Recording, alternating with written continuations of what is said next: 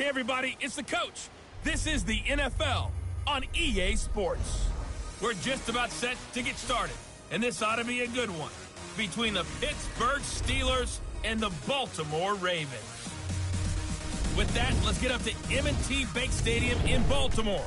There to call all the action. We welcome in our broadcast team, Brandon Godden and Charles Davis. Coach, thanks. EA Sports coverage of the NFL brings us to the Inner Harbor and M&T Bank Stadium here in Baltimore, Maryland. The two teams emerging from their respective tunnels a minute ago to the approval of this Baltimore crowd. They're all set as their Ravens will match up with the Pittsburgh Steelers. Alongside Charles Davis, I'm Brandon Godden. And, Charles, you look at this Raven team as they get ready here. They come in playing pretty good football. Winners of 4 of their last 6 games. Meanwhile, for the visiting Steelers, they've been in a great group. Winners of 7 of their last 10 on the year.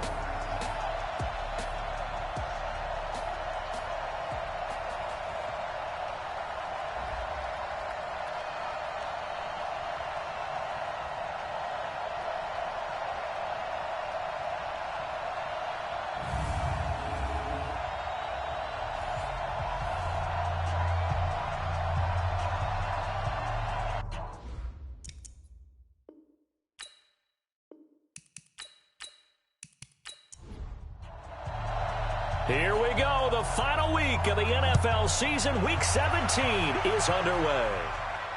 This one taken from the 7. And he'll take this across the 25. Couple extra yards up to the 27-yard line. So here come the Ravens with their first look on offense. And out will come the leader of this offense. And that, of course, is their signal caller. And this could be a whole lot of fun because if his game plan goes into effect early, we're going to see some shots downfield, aren't we? What did he talk to us about? Stretching the field. Wants to open things up for not just his receivers, but for anything underneath. Well, that was the theme, the front page of the sports section, where the columnist write possible air raid. So we'll see. Yeah, it's going to be interesting to see how the coaches view that, right? Who gave away the game plan? I think it's pretty obvious, though. That'll help them win.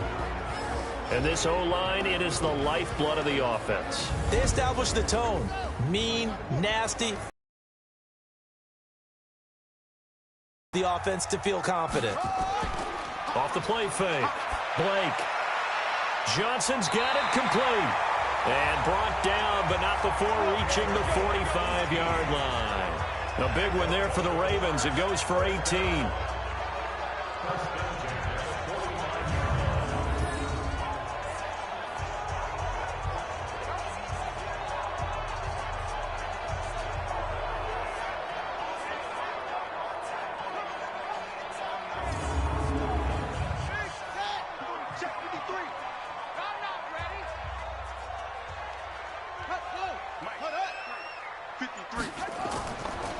Now Lewis here on first down, pushing forward for 3 up to the 48. Let's go. Now the starting lineup here defensively for Pittsburgh.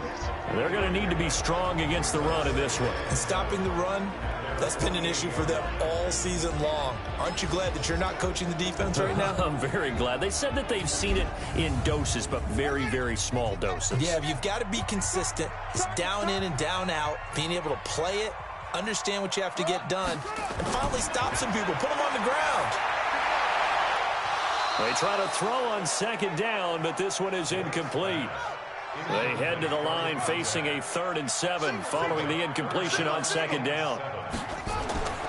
From the gun, Blake.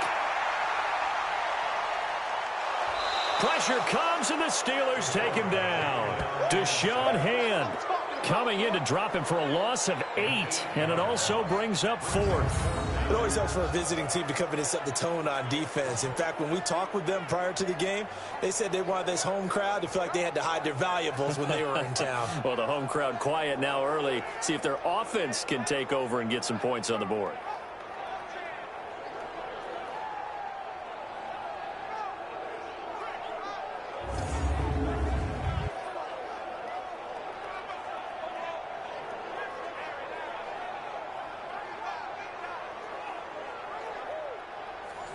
The Ravens send their punter out now. As the first drive of the game stalls out, he's on to punt. And he was called on 3 times in the win last week as his first one here's away. And not what he was hoping for there, as this will hit in the end zone for a touchback. So here are the Steelers under longtime head coach Mike Tomlin. And they'll be led out by the man running the show, Charles, their quarterback. And what's a quarterback's best friend? Balance? I think you're right. I agree with you. You know, a lot of guys would say great receiver, right? A terrific offensive line. But I agree with you, balance, because if you can run the ball effectively, that just opens things up for guys who want to throw it and gives you easier passing lanes and easier coverages to read. And they said balance will be a focus in this one. Yeah, they don't want it all just heaped on his shoulders, I don't believe. I think they want to make sure they take some of the pressure off. Throw left side complete. That's Ward. And now a fumble. The ball's out, and it's picked up by the Ravens. And they have the football and will set up shop at the 33-yard line. Well, he did what he's known for. He made the catch, then he turned into a runner, took the contact, and coughed it up. And all I remember as a player, when they catch the ball, when those acrobatic guys catch it, you have to make them pay sometimes. You have to put it on them, big tackle, knock the ball free, anything you can do to slow them down. The Ravens heading out on offense as we look at the playoff picture in the AFC. And it's all come down to this, hasn't it? Final week of the regular season, as this year's playoffs play out anything like the regular season has gone, could be in for a wild and fun month of January. And we can break the rules because we can look ahead. All right, there's not a coach out there that's ever said to their team, all right, let's look three weeks down the road. It's always right here, right now. Forget that. Think about what the playoffs are going to look like. The teams that we see that are already in, the teams that are trying to get in, we could have some great matchups.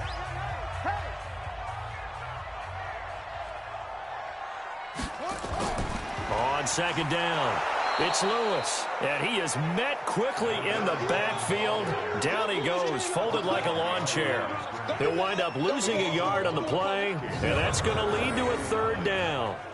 He has elite instincts from his linebacker spot. He's able to diagnose the run and flies in like a missile to stop that one behind the line of scrimmage. So they've been unable to capitalize on the great field position as of yet. Here's 3rd and 9. Operating from the gun, Blake, the Steeler defense locked in, forcing an upcoming 4th down.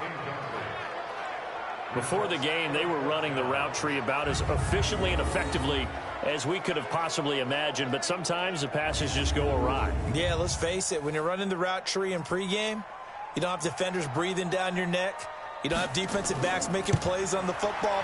Hard to replicate the intensity of the game in pregame. So they recovered the fumble, but ultimately could not take advantage of the short field. Definitely a lost opportunity right there. I mean, they were in prime position to put 6 on the board. Ended up settling for 3. The kickoff unit is out on the field, and they will send this one away. This is taken about 7 yards deep. And no run back here. This will be a touchback, and it comes out to the 25-yard line. So with the Steeler offense on their way out, let's take a look at the playoff picture in the AFC. And for them, it's no longer a question of will they make the playoffs. They've clinched the division title. The question, can they hold on to that #1 seed?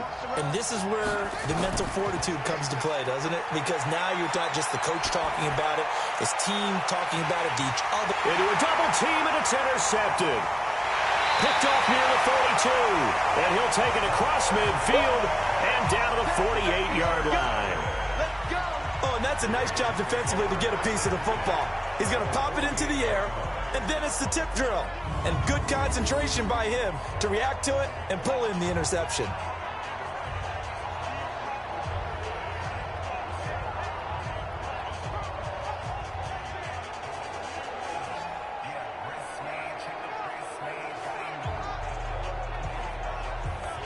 And now here come the Ravens. Well, what do you think? You get the ball off the turnover near the middle of the field. You take a shot here on the first play? You know I'm big on that. I love when I have great field position. After a turnover, I feel like I might have a little bit off balance. I prefer to take a shot, but a lot of coaches will tell you you only do it if you trust the guy who's got the football in his hands. Meaning, if it's not there, he won't force it downfield and maybe turn it into an interception. He'll go to the check down, go to a second option, and go ahead and take the play that's in front of him. One thing to keep in mind, partner, especially in the second half, when you've got a running back of this size, of these dimensions, I can just tell you, attrition does set in for a defense because you're excited about hitting him in the first half. Maybe not so much in the second half, and some of these shorter gains turn into bigger runs later. A pass for negative yardage, obviously no good. Maybe he shouldn't have thrown it, or maybe he shouldn't have caught it. And I think we were seeing it at the same time, weren't we?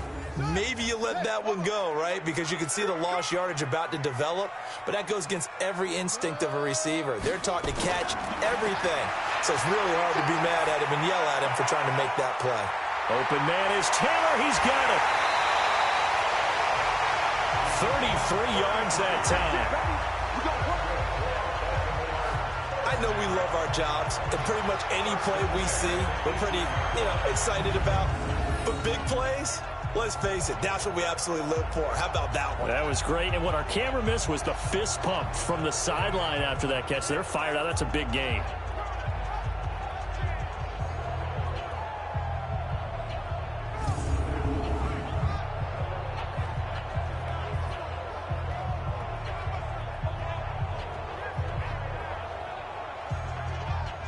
So the big play means just like that, they'll operate from the red zone now on first down. Stepping up, he's going to keep it. And able to get him down, but he does reach the 5. Another nice gain, 13 yards that time, and another first down. Well, partner, for a few years there, we thought this read option play was going to take over the whole NFL. It seemed like everyone was using it, but it has been scaled back considerably in the last few seasons, mainly because people are worried about their quarterbacks getting hit. But when you call it at the right time and you use it properly, you see the type of gains you can get. A nice chunk of yardage there by the quarterback. And he will push his way forward down to about the 3-yard line. Now it appears we've got an injured Raven down there on the field. And this is certainly not what you want to see in the final week of the year. We'll be back.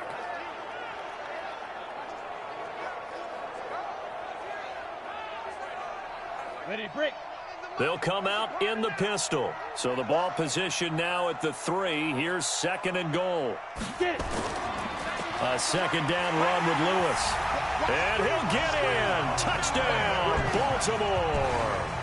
A great play there with touchdown number 8 on the year as the Ravens push further out in front. I know we don't talk about it enough, but the intelligence level of the guys up front blocking, the offensive linemen, maybe the smartest guys in football overall.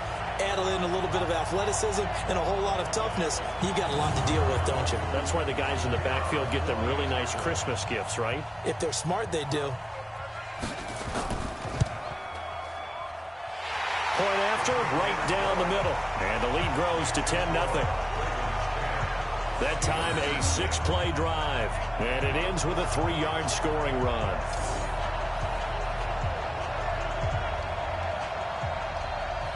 Out is the kickoff unit as they run up and send this one away. This is fielded at the goal line. And he'll make it across the 20 as his guys will set up shop at the 23-yard line.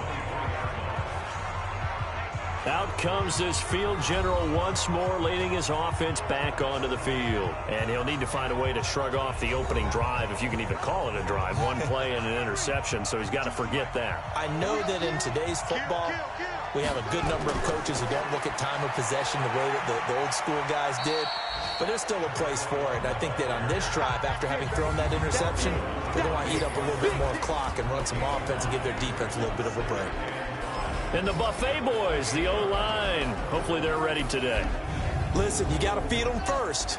But if you do, you usually get a great product out on the field. And when they play well, the quarterback can't wait to feed them afterwards. Now a handoff here to his running back. A pickup of about 3 yards as he's taken down at the 31. A look now at the lineup defensively for the Ravens. Against the pass, just numbers that they haven't liked. Number 30 in the league right now. And when you're getting ready to face the number 1 overall offense in the NFL, it does not matter where you rank defensively because you got your hands full. You don't know what you're going to face, but you know that that's a strong unit that you're getting ready for. False start, offense. So that'll back him up 5. And a manageable third down becomes a lot less manageable. 3rd and 7 after the false start. Here's Stewart. From the gun, he'll throw. Going right side here, and that's complete. And he's got the first down yardage before being taken down at midfield. That one good for 24 yards. And, boy, they had high praise for this rookie receiver when we asked the coaches about him, didn't they? They certainly did, and obviously they liked his measurables. Otherwise, they wouldn't have brought him onto the team. Height, weight, speed, all of that. But how about what they really said? Competitiveness. That's what they really liked about him. The way he goes after the football, competes for it, and decides when it's in the air, it's his and only his. Had a bit of a lane there, took advantage of it. Give him 7 there on the first down carry. These are his numbers from last week's contest. 20 carries, 109 yards. And they've already clinched a playoff this game because some teams' philosophy is to go ahead and get guys out. Other teams' philosophy, continue to do what you're doing best. I expect them to go ahead and use their top guys all the way through this one. That one, a gain of 20 and a first down. When this offense can get their tight ends involved, they can move the football. Here, a nice route, able to look it in, and picks up the first down.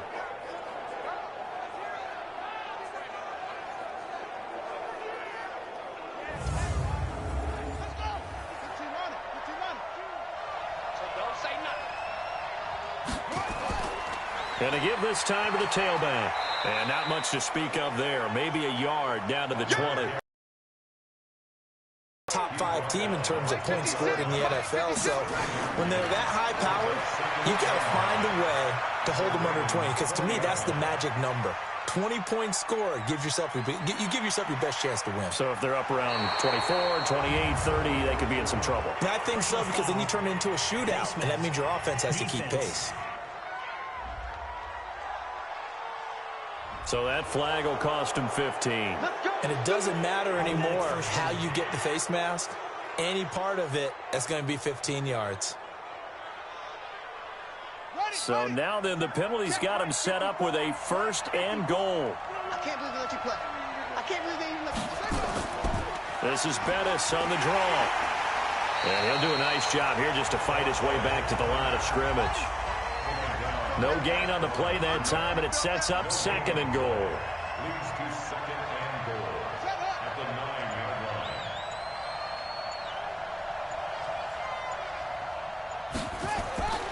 Stewart to throw on 2nd down. And it's caught. And he'll take this into the end zone. Now, hold on here. We do have a flag down. So let's see what this is about. So reverse the celebration. We'll see if they have something else in their bag of tricks. And isn't that always tough to watch when they score and you see the excitement, and then when they realize those points aren't going to count? Can they get it back together and find their way back to the end zone? The tally there, -2 yards, brings up 3rd down. But keep in mind, if you're thinking of staying on the ground, this is a top 5 rush defense. Yeah, but I don't think you shy away totally with the run. At least show them the hint of a run before you decide to throw the football.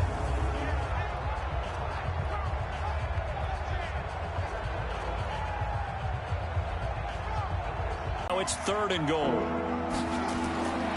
Now Stewart operating from the gun. This will be caught inside the 10. And he's able to work it here to the 8-yard line. That time 12 yards on the pass play, but still shy of where they needed to go. 4th and goal. So much about this game is just understanding situations and then having to execute, isn't it? Guard the first down sticks. Don't let them get there. And they rallied and made the tackle. So on 4th down here, Mike Tomlin says, let's just get 3. This from 25 yards out. And his kick is good. And they get themselves on the board here. It's 10-3. So they do get 3 points, but that's now 3 drives with only the 3 points, not a ratio that's going to win you many ball games. Not at all, Brandon. And think about it this way. We all know payoff is the key, right?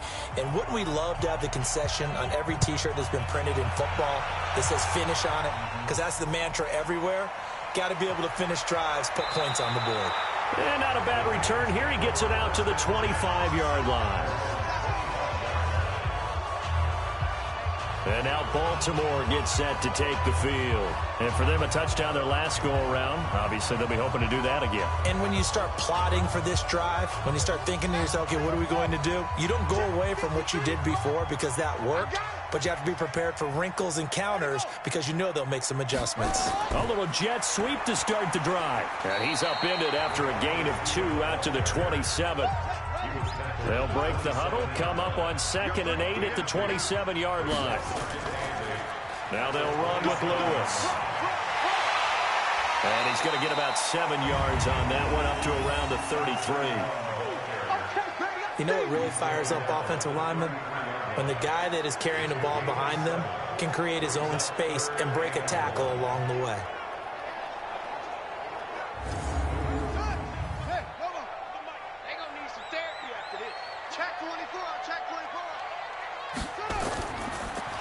He gets this into the hands of Taylor. And he will have a first down as they get him to the ground at the 37. A 3rd down gain of 3 yards, and that'll be enough.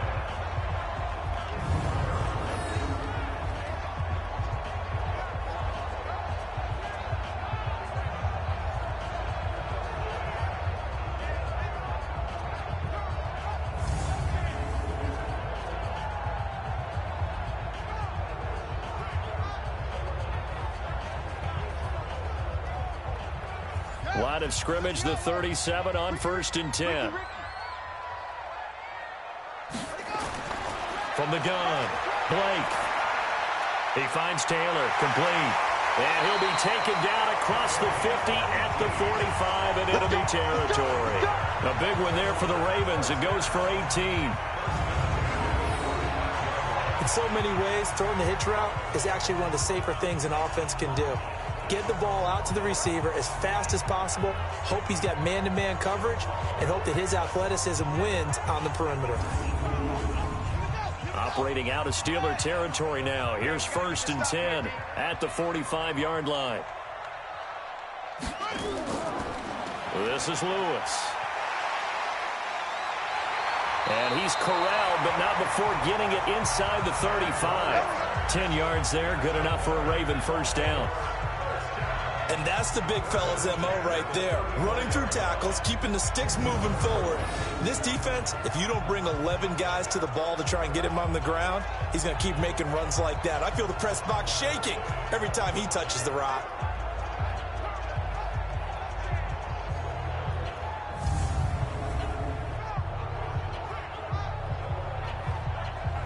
Final 30 seconds of this first quarter, and it's been a quarter dominated by the guys with the football. On 1st and 10, Blake. Throwing right, and that's complete. That throw good for 4. It's 2nd down. 4 yards on that last completion, so that sets up 2nd and 6. 10-3 our score after 1 here on EA Sports.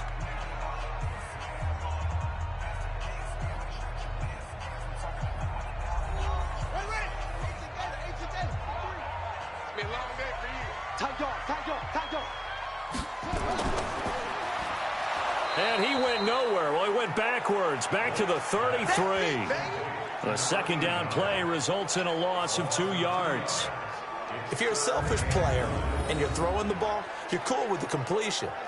Maybe not so cool with the yardage loss, though, huh? Yeah, you went backwards on the yardage.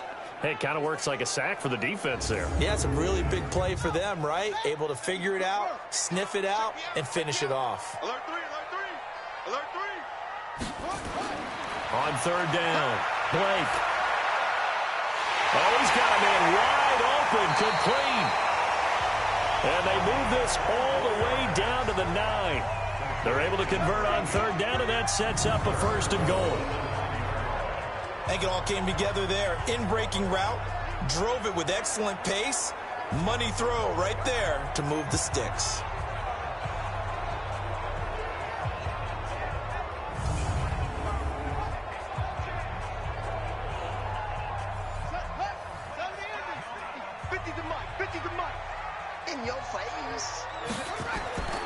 They'll try and run for it on 1st and goal. He pushes forward from maybe 3 down to the 6-yard line.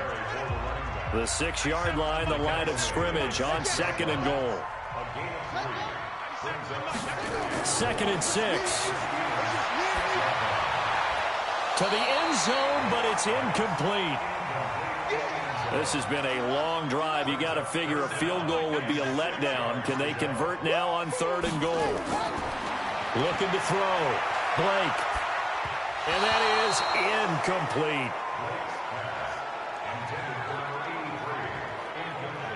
Well, so a drive that spans all that time, and yet you may only come away with 3 points here. Well, your defense, all right, they actually like these long drives. They get to rest over on the sidelines for a while. But when you're not finishing with points in terms of touchdowns, that's frustrating. They've got to figure out how to close out these long drives and get 6s instead of 3s.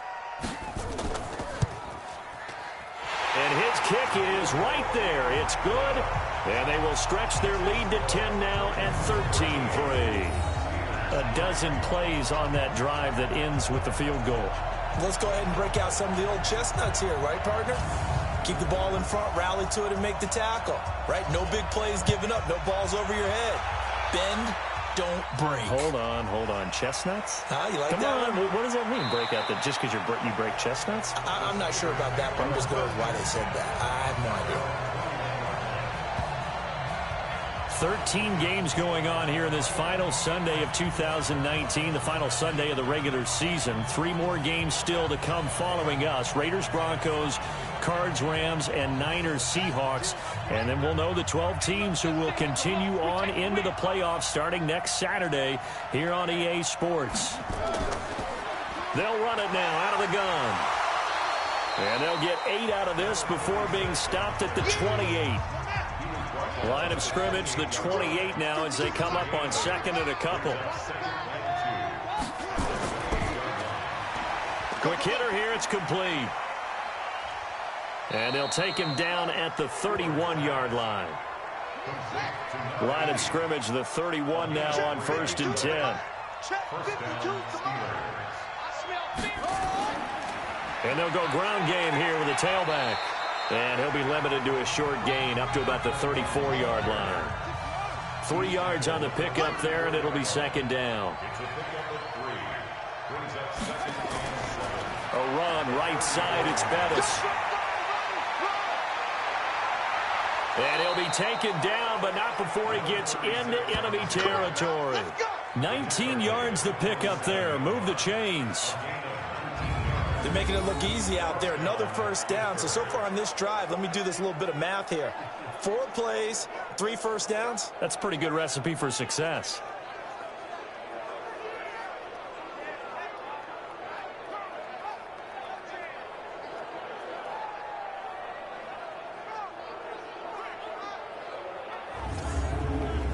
This offense finding its legs now. Here's another 1st and 10. They'll run it now out of the gun. And they'll get him down after a pickup of 8. 2nd and 2.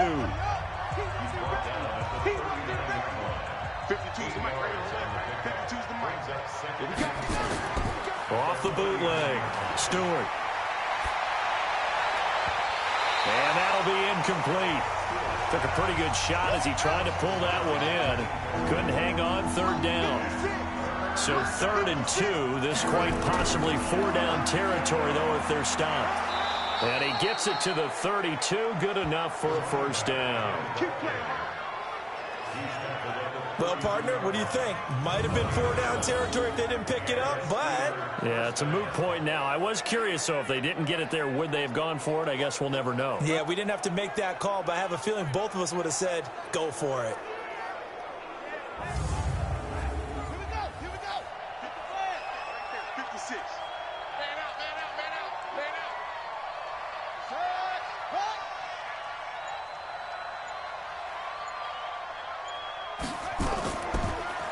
Now we give running left. It's Bettis. And only able to get 2 here. Stopped at the 30. 2 yards on the carry there. It'll be 2nd down. To throw is Stewart. Looking to throw on 2nd down. This will be caught inside the 10.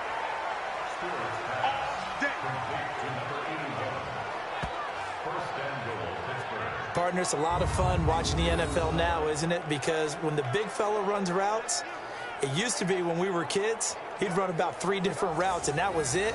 Now he can run anything and catch the balls we just saw there.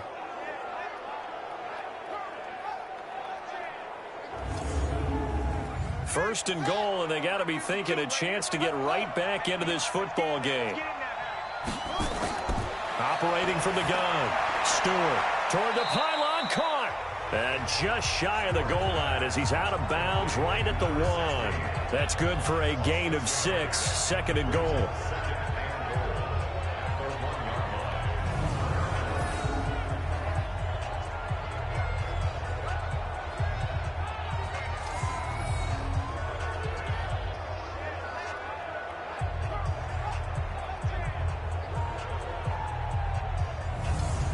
Second and goal from the 1. I'm going back. I'm going back to you. Here we go. Second and 1. To the end zone, but knocked away and incomplete. They've been denied touchdowns in the red zone twice already. Here comes third and goal. Back to throw. Stewart.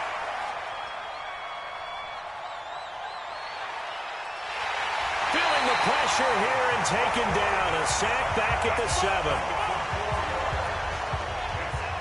Well, the pass rush has been a real strength of late. They know how to get after the quarterback. Absolutely. 4 sacks last week. That's their first one here. Anything in particular you've seen from them or on film? I think that they're winning athletically up front, winning those one-on-one battles, but also when the offensive line wants to keep everyone in and mass protect, they know how to scheme their way back to the quarterback as well.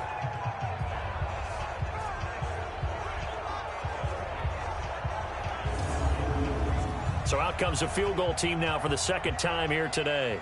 From the right hash here, should be an easy one. And his kick is good. And they will cut the lead back down to a touchdown now at 13-6.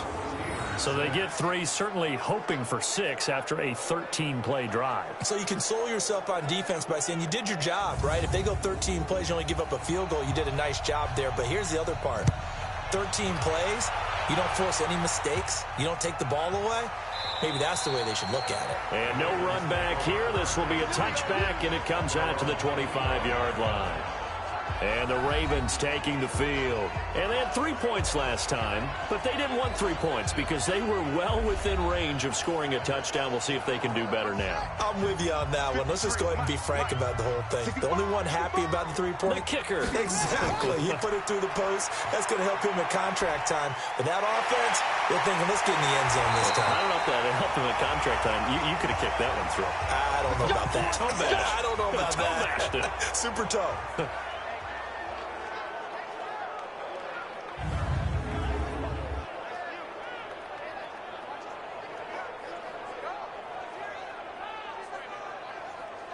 Operating out of Steeler territory now. Here's 1st and 10 at the 47.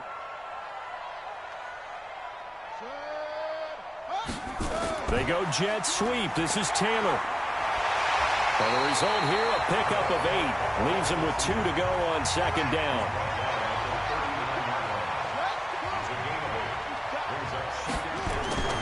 On second down now, it's Lewis. And he is met in his tracks behind the line of scrimmage. We all have habits. We can be somewhat predictable, and you know me pretty well on second down and short. What I like to see. Play action. Yeah, without a doubt. I thought that was a great spot to call it. Instead, didn't go their way, did it? Now, defense sold out for the run. Worked out well. In need of a conversion on third down. They had the big play to start the drive. Not much sense. From the gun, Blake. He'll find Taylor. That's complete. And he's able to get it to the 33. Good enough for a first down. And they just keep marching right along. First down on a pickup of 8 there. As an unbiased observer, I think it would have been interesting to see what they would have done if they hadn't gotten the first down there. But since they did, I guess the point is moot. And they were right there in that middle ground, field goal range, punt, go for it. But as you said, they picked it up.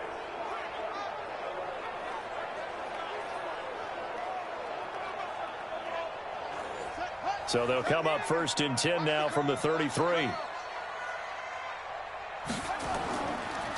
Taylor, and an alley to run. Down to the 30 after a gain of 3. 3 yards on that last carry. Here's 2nd and 7.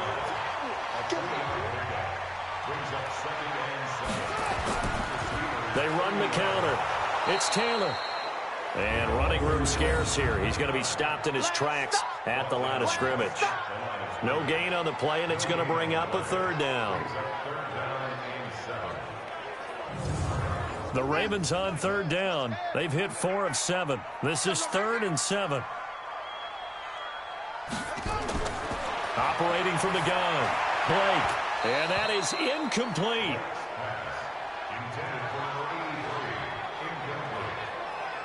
And it is true. You can draft the fastest. You can draft the most athletic guys. But if they don't know the art of positioning, sometimes it's all for naught. In this case, in the right spot, help force the incompletion. Yeah, but had his hands on it for a second. Would have been a tough catch, though. Falls incomplete. So now here comes the field goal team for the 3rd time today. This will be spotted at the 37, so it's a 47-yard attempt. And this is right down the middle as he puts it through. And that one makes this a 10-point game at 16-6. So he's been a busy man here in this first half. That's 3 field goals for him now. And not just 3 field goals, but 3 for 3. So even though the offense has struggled a bit putting it in the end zone, they've still been able to come away with points due to his leg. This one taken from the 7. And he'll take it past the 25 and up to the 28-yard line. Pittsburgh's offense now heading back out onto the field. And tough to win games if you're going field goal, field goal, field goal here. They got field goal last time. Now they'll be looking for a touchdown. They're looking for the big chunk now because, as you noted, the field goal way of doing it makes it that much harder and puts more pressure on every possession for you now. Go ahead and get 6 and feel a lot more comfortable about the position they're in. Bigger chunks. We'll see if they can get the score. And the first play of the drive there is incomplete. So now they'll come up on 2nd and 10, once again from the 28. They'll run it now out of the gun. And he takes us beyond the 35 before going out of bounds. That'll be a pickup of 10 as they try to recover from this 10-point deficit. And he'll give it here to his running back. He's not going to get there. That won't even be close. It was blown up in the backfield. That'll make it 4th down after a loss of 1. It's a tough one right there. He ran right into the teeth of the blitz as the linebacker was freed up in order to stuff that one for a loss. I think quarterbacks got to see that. Got to find a way to audible into something a little more advantageous.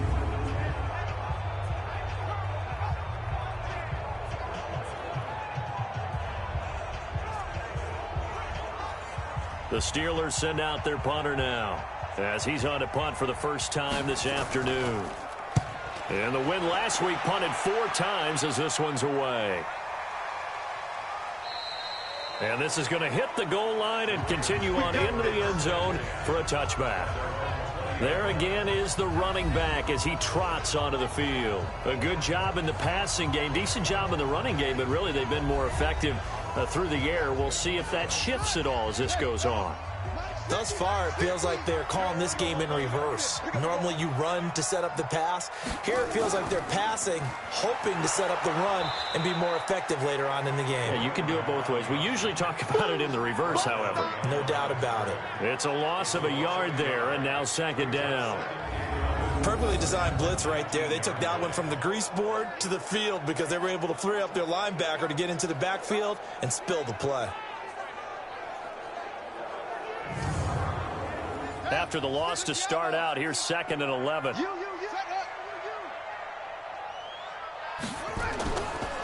Now Lewis. And he's going to lose yardage here back to the 14-yard line. Now it appears we've got an injured Raven down there on the field. And this is certainly not what you want to see in the final week of the year. We'll be back.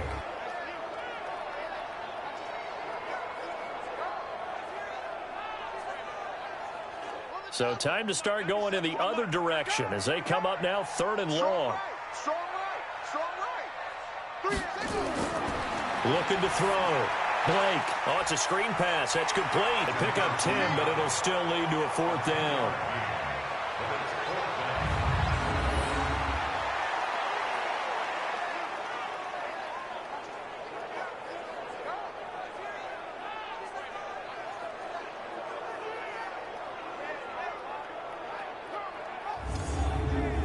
The Ravens send their punter out now. And we've hit the 2-minute mark in this first half of action. A reminder, once we hit halftime, as we do all season, we'll send it down to Jonathan Coachman in Orlando. He'll have all the stats and scores from games in progress around the NFL. The best multitasker in the business, the coach. It's a net of 40 there, a punt of 48, and a return of 8. And the Steelers will go on offense here, 1st and 10. And Pittsburgh getting set to take the field. And they're coming off a 3-and-out, my friend. I think they've got to look at that play sheet and go to a spot that they haven't gone before. Time to shake things up a little bit to try and get this offense moving. Okay, so how do you do that? How do you shake things up? You look at what you called before, realize it hasn't worked Go to so something well, else. and maybe you try and find one of those special plays from one of your better players, and maybe try and hit something big and get things going in the excitement area. That one complete to Bettis. And he'll take this from 147-yard line to the other. A gain of 6. 2nd and 4. Going to throw right side here. Complete. Now the Steelers use the first of their 3 timeouts, as they'll stop it with exactly a minute to go before halftime. Stewart now. On 3rd and 2. Well, they would have gotten the conversion if he could hold on. Instead, the drop means it'll be 4th down. Tight end has become a bigger and bigger part of the passing game in the NFL, but if you drop the football, that position could get swapped out with a wide receiver in that spot, a running back in that spot. There are other ways they can go if you're not going to catch the ball. And that's not just his first drop, his 2nd drop of the game. On is the punt team now as this one's sent away. Let's go. Now the Baltimore offense heading back out onto the field. You've got under a minute to go here until halftime. You got the good-sized lead. No need to do anything crazy. No, there really is no need to do anything crazy. The smart play, go ahead and take your lead into the locker room and then try and add to it in the second half. But there's a part of me that looks at this and says, first half going my way. I have a little bit of a cushion.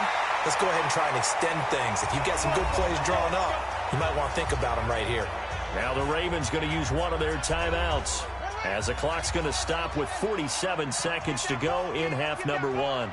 Check 26, check 26. On 1st down, Blake. And that is incomplete. He couldn't hold on through the contact. Brings up 2nd down. Here's 2nd and 10 now from the 35. To throw again. Blake throwing middle, but it's incomplete. Now they face a 3rd and 10 after back-to-back incompletions. From the gun, Blake. It's a short one here, complete to the tight end. The Steelers signal for the 2nd of their timeouts, as the clock will stop with 34 seconds to go before halftime. The Ravens send their punter out now, as he's on here to punt it away. He's been a busy man here in this first half as he gets it away. So a change of possession here on the punt. And the Steelers are going to take over 1st and 10 deep in their own territory. Pittsburgh's offense now heading back out onto the field. You're under 30 seconds to go. Field position not great. Time to call it a half, wouldn't you say? Well, you know we all have that little extra gene that says let's push the envelope a little bit, right? What needs to be going through the play caller's mind right now, a potential fumbled snap that can get returned, a strip sack that can get returned, right? Any of those types of plays, that should be a deterrent to calling something that could get you in big trouble. And he's able to get up here to the 26. So we've come upon halftime here in Week 17, as we'll send you down the coast. You want the 3rd quarter already? No problem. Let's do it. The final 2 quarters of the NFL regular season are upon us as the 2nd half of Week 17 is underway. This one fielded at the 5. And a nice return sets him up pretty good here at the 30-yard line. Let's go. The Steeler offense now with a football first here to begin the third quarter. They have the ball here for the inaugural drive of the second half. Pretty big deficit, though. We'll see what adjustments were made in that locker room. And I never want to make something more important than it actually is, right? I don't want to create more hype than what is there. This is I'm doing it, though. This is a really important drive, and we often talk about teams scripting plays to start a game. A lot of them script to start the second half, too, and they're scripting something that they expect to get them into the end zone and back into this game. We'll see if that script is a good one for them. They follow up the gain of 5 by only getting 1 there on second down. This offense in desperate need of a conversion as they come up on third down. Now a third down throw, but it misses the target, incomplete. So coming up empty here to start the third quarter. Already 2 scores down. Got to be careful. Yeah, I did notice, though, that the captain of the defense patted the quarterback on the helmet on his way out, pretty much letting him know, we know the pressure's on us. We're going to go out there and try and hold serve for you while you figure it out over here on the sidelines.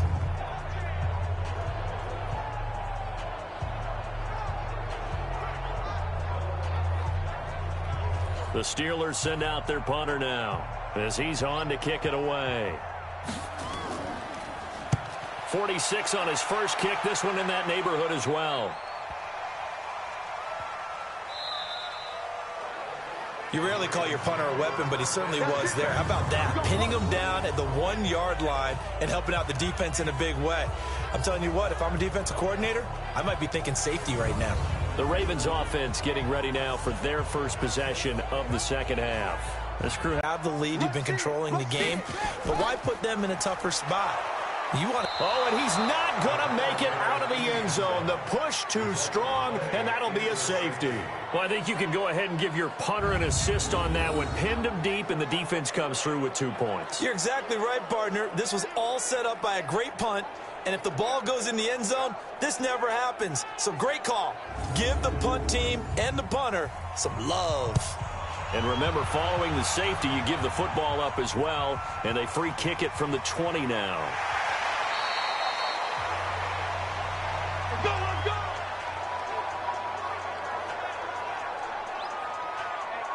And Pittsburgh getting set to take the field. The crowd may be losing just a little bit of the edge after back-to-back punts. They want some big plays. They want to see some offense. They want to see somebody break away, whether it's through the air or on the ground. Now it'll be interesting to see where the patience is on both sides. Each head coach, can you hang in there and not try and force something that could put your team in some jeopardy? Not much there. Maybe a couple up to the 35. You know, despite the scoreline, I think they've got to like where they are here. They're on the road and just one big play away from getting right back in this game. I'm going to follow right along with you because the spot they're in now is a credit to their defense. They've kept them in it by making the plays that they've made, and that just means you're one big score away from being right back there. And the question is, can this offense step up and make that play? Because that's been an issue for them in this game. He rifles one that's intercepted. He's picked off at his own 46, and they will set up shop in enemy territory at the 42-yard line. I tell you, Brandon, it seems like this guy's been all over the field so far. That's his second interception of the game, and so much of playing defense in the NFL, especially when it comes to defending the pass, is all about positioning and technique. And this is fantastic work on both fronts there.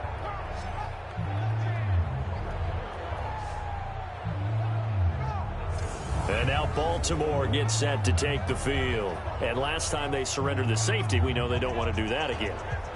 That is just one of those oddities in scoring that we get, and it's just so strange to see that go up on the board, and then you got to make sure that that doesn't happen to your team again. They've got to take care of the ball. But, boy, it juices up the defense. Oh, without a doubt. That's a great way to score some points. On first down, Taylor, and he's dropped right at the 40. Gain of 3. Now flags come in. I think one of the Ravens got going a little early. And that'll be accepted, of course, and that moves them back 5. And that false start penalty certainly not helping their cause here. 2nd down and long. Now left side on the swing pass. That 2nd down play nets a -4. Well, they tried to swing it out left into the flat, complete, but really nice open field tackling. And they played that one like a great boxer. They were on their toes on that one. They weren't back on their heels reacting to the play. No, they saw it, came right for it, and made a nice tackle for lost yardage. Off play action. Blake going up top. That's incomplete, but there is a flag down, so hang on. A big call coming on 3rd down. So they decline it as that will bring up 4th. And I know that yardage and field position are keys to any game played, but you've got to consider downs when you're talking about penalties, and they wisely did not take that one and made it 4th down.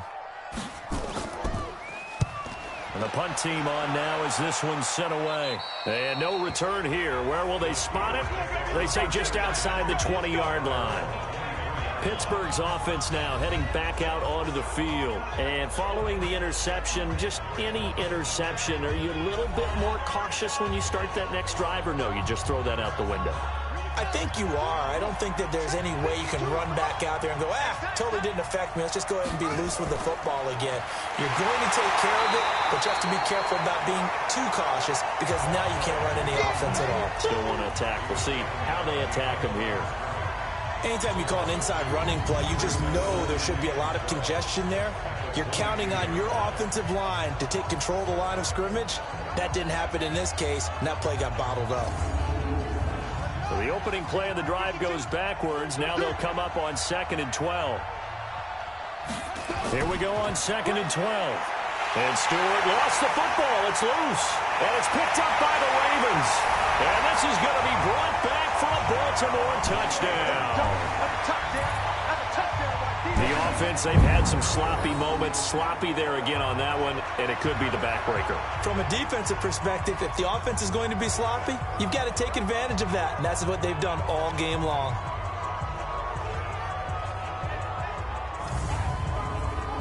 Point after here coming up.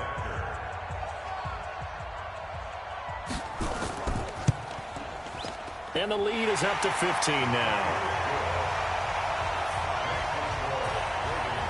So not only the cough up, but then the pickup on the other side, the scoop, and the score the other way, the fumble return for a touchdown.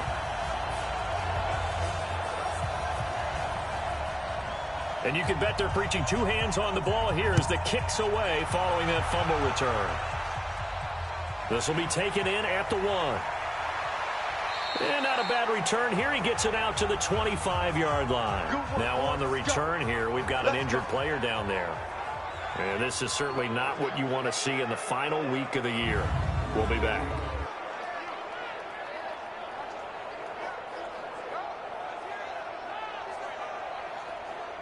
The Steeler offense here about ready for their next drive. And they weren't on the sidelines for long, but I'll tell you what, I'm glad you and I weren't down there. We could hear them, the coaches from all the way up here. They were adamant, you've got to hold on to the football or else we have no hope. Yeah, it's easy for me to laugh sitting up here, but you're exactly right. If we were down there, that message would have been received a whole different way. Because turnovers, they've been a big problem for them. Got to take care of the football. Got to hold on to it. The goal for any offense versus a zone defense, find the holes where guys are available and put the ball on the receiver before any defender can step up and fill it. They did it well there. Perfectly executed crossing route.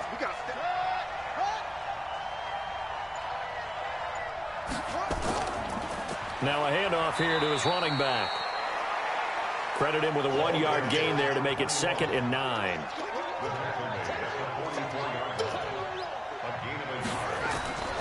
Here's Stewart to throw on 2nd down. It's a short one here, complete to his tight end. 6 yards is the pickup, and that'll lead to a 3rd down. This offense in desperate need of a conversion as they come up on 3rd down. Well, this is going to depend on the spot, but it's not a very generous one. He looks to be about a yard or so short. He needed 2, he got 1, and that's going to leave him with 4th down and a yard. So many things go into making a good play on defense. In this situation, just not being blown out of the way was a big start, and then a nice tackle to finish things off. The Steelers send out their punter now. He's been one of their few bright spots so far. And he'll get this away into the icy winter air. There, this punt will go out of bounds. I think it'll be inside the 25, and it will. Right at the 24-yard line is where they'll spot it. Here comes the Raven offense now, ready for another possession. They're out in front. Last time they had to punt it away. We'll see if they can add to their lead now.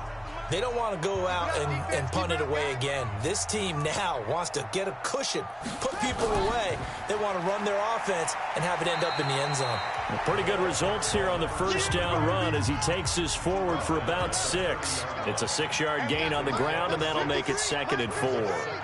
Third quarter, and you've got the lead. You're not ready to go into that 4-minute offense to close the game out, but a running game can really benefit your team right now.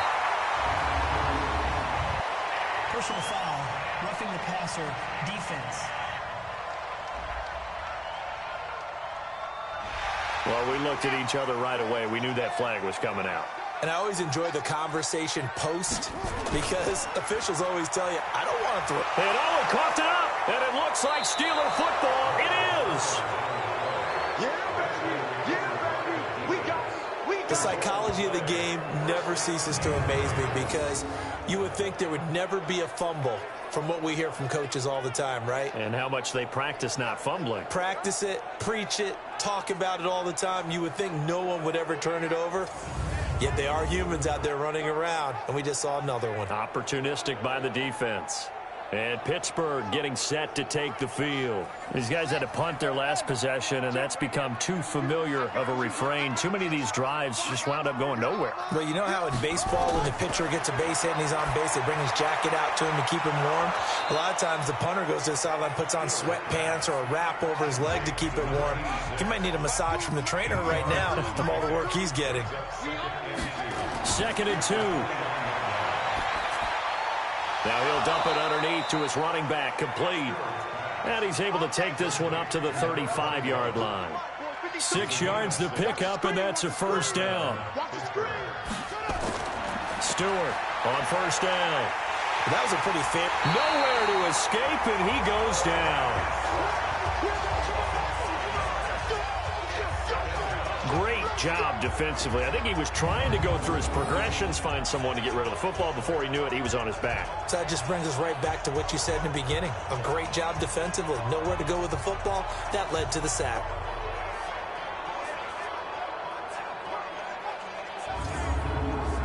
Coming up now on a 2nd and 15 following that sack. Tight end right. Even. And to give this time to the tailback. And he'll be tackled just past the 35 at the 36. That'll get them some of what they needed, but they're still left here with a 3rd and 9 forthcoming.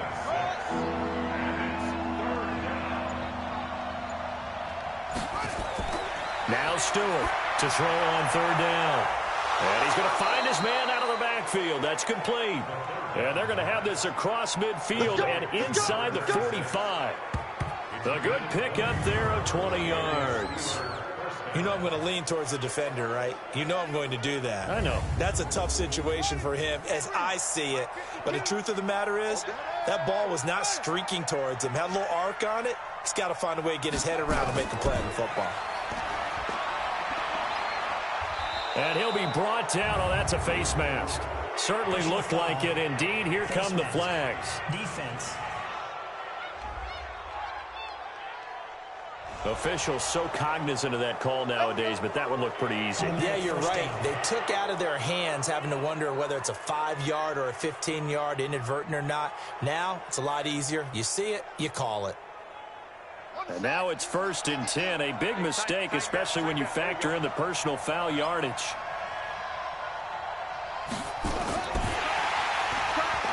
Firing quickly here, and that's complete. Give him a couple on the catch. It's 2nd and 8.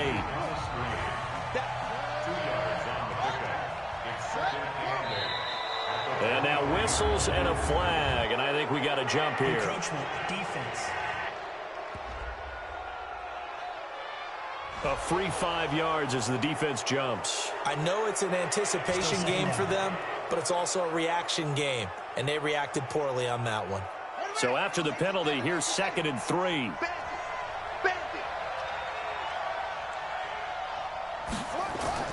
To throw is Stewart. From the gun, he'll throw. And they finally get to him as he's taken down. The amount of sacks that they've absorbed in this game is absolutely extraordinary. Let's just face it. This offensive line, flat out, cannot handle this pass rush. It's been demonstrated time and time again.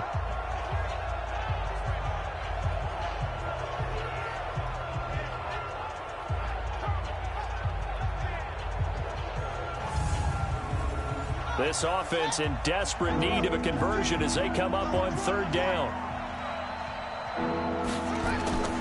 Operating from the gun, Stewart. And the throw there going to be incomplete. Let's face it, if you want to get back into the game, these are the kind of throws you got to hit. He's wide open right there. Got to be able to get it to him, don't you think? And those are the throws that haven't been available to them every time he's dropped a pass.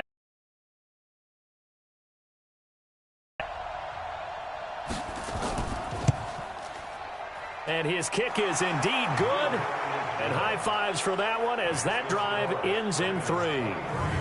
So his 3rd field goal of the ball game brings him a bit closer, but there's no question they need to start turning some of these 3s into 6s. And 7s and probably even 8s. You know, as a kicker, you just head out when you're called upon, so he's done his job. It's the rest of the offense that needs to get it in gear. They want to close this gap. This will be taken in at the 1. And a good return as he'll be stopped just shy of the 30-yard line.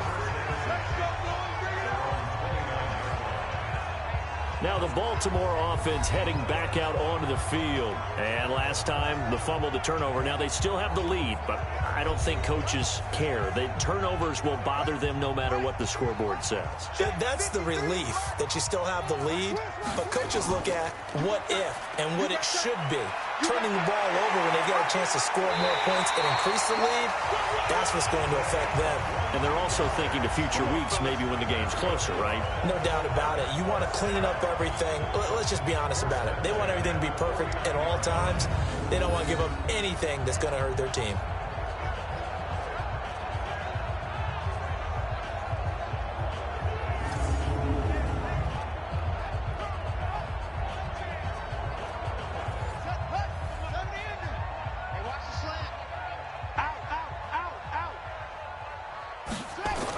They'll run on 1st down. Taylor.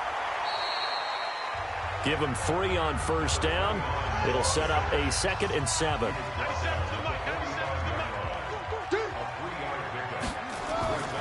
To throw on 2nd down. Blake. And that one got tipped. Kind of threw everything off. It brings up 3rd. And they'll need the 39 here for a 1st. This is 3rd down. From the gun. Blake. This is Johnson. He's got it. And he's going to have the 1st down at about the 38. 7 yards there. Good enough to move the sticks. I know many people like to throw to the tight end, maybe in a little flexed out position because he creates mismatches with his size. But slot receivers do the same thing with their quickness, their speed, and their route running savvy. So here's a 1st and 10 at the 38. Check, check. Lucky, lucky, lucky. Now a fake on the give here as they try the run-pass option. And now look at him go. 30, 10, and he brings this one back. It's a pick 6 for a Steeler touchdown. Well, partner, I do know this. If you're a defensive back, you have more chances to make a team now than ever because people are using 5 defensive backs, 6 defensive back packages. Not exclusively, but way more than before. That was a nickel package there, and what a pickoff. Why is that? Why are they using that more? Because more people are throwing the ball on earlier downs than ever before. This has become a passing league, and because of that, more defensive backs on the field on most plays.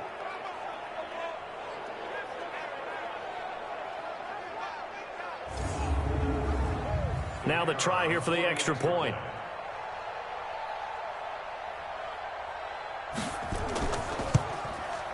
And this is back to a 5-point game.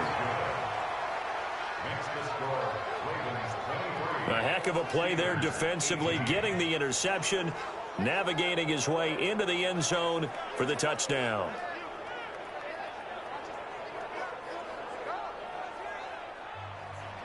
So they'll get another shot on offense following that pick six. And now the kick is away. That'll be taken in the end zone. And he'll elect not to return this one, so they'll bring it out to the 25 on the touchback. And now Baltimore gets set to take the field. And last time, decent field position through the pick six. Obviously costly. But they can't afford to just bunker in now. All right, good field position means go ahead and attack on offense. Try and press the advantage a little bit. They just have to be better with the football on this possession. So that didn't bother you too much last time? No, because it's exactly what you're supposed to do. You can't have good field position, not try to take advantage of it. Sometimes the defense makes a good play too. Sometimes with the running game, you've just got to stick with it. Look, it's the third quarter, no time to panic. But that also doesn't mean you just do it the same way you've been doing it the entire ball game. Maybe change up some blocking assignments or run a few different plays, but stay with the overall essence of the running game. A loss of a yard there to start out. That leads to a 2nd and 11. Let's get off the field, D. 2nd and 11. And that is intercepted on the sideline. Wait, no. They'll say no. It was caught out of bounds. So this is just an incompletion here. Back to throw. Blake. It's caught. Jones. And they get him down, but not before he takes it across the 40-yard line. The Ravens get a new set of downs. Give them 17 on that pickup. One of the advantages of zone defenses, I remember it, is being able to see the play develop in front of you. One of the disadvantages, when they find those levels where they can hit you with it. Sometimes behind the corner and in front of the safety, it makes it tough to defend. This quarterback now perfect since the second half started. 7 of 7. It's 1st and 10. They'll run it now out of the gun. And he is going to be stopped cold behind the line of scrimmage.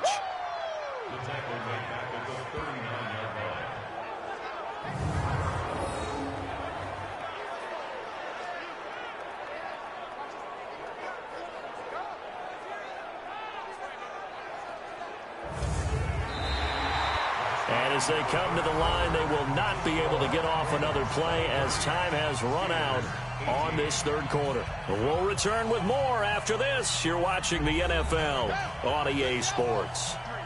Mike, I got you. On 2nd down, it's Taylor. And he'll muscle his way up to the 43 for a pickup of right around 5. Taken down at the 43-yard line. That's the game of time. To throw on 3rd down, Blake. Wide open receiver complete. And they're able to work this to the 25 before it's all said and done. And a big 32-yard play on 3rd. We always talk about the guy who paid off the play, don't we? A guy who caught it or ran it. But how about the elements that go into making a big play? This one in particular, able to scan the field, pocket held up nicely. What a terrific job by the offensive line. The route well run, and the football right on the money.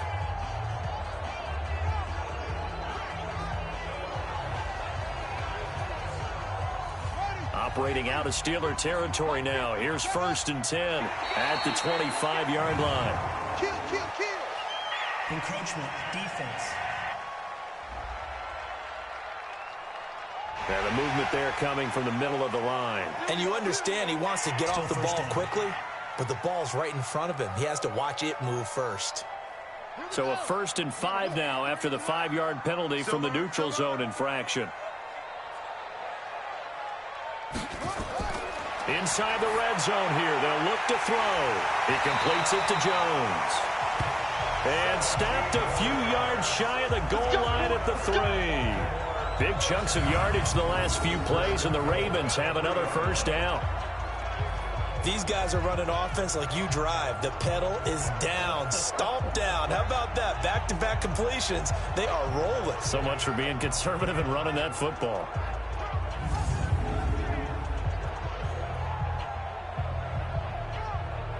They come out here in the I.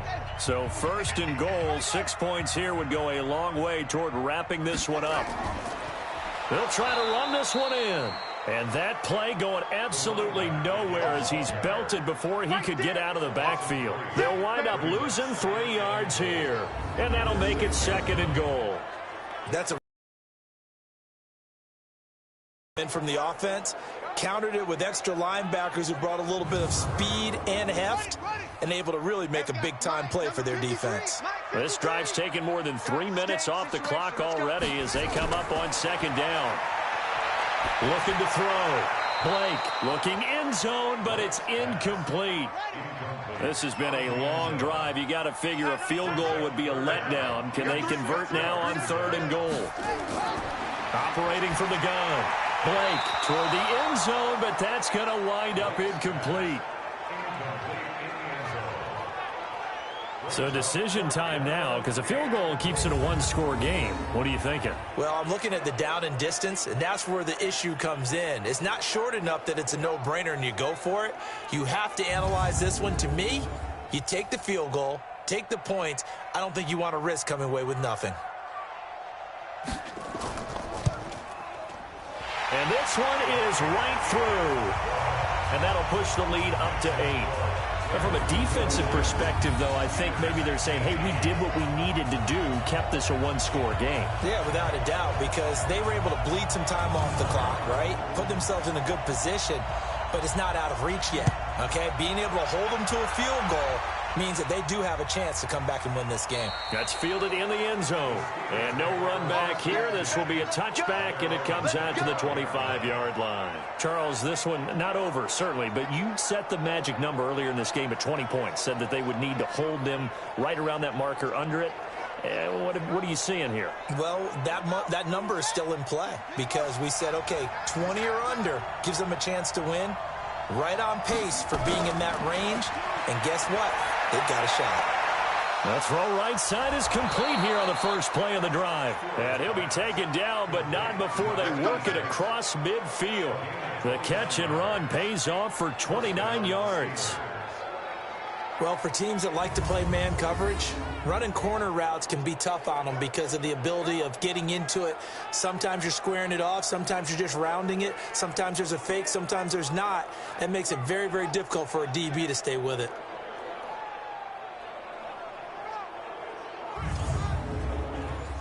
So in Raven territory now. Here's a 1st and 10 at the 46.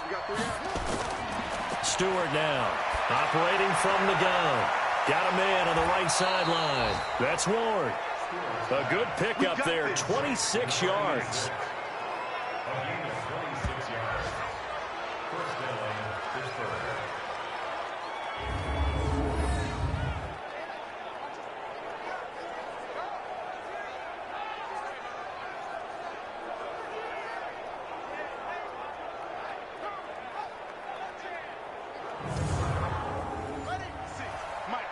Right there, 56. Here we go. And he'll give it here to his running back. And he'll get this one down to about the 17. Now it appears we have a Steeler here slow to get up. And in week 17, let's hope this won't affect him for the playoffs. We'll step aside.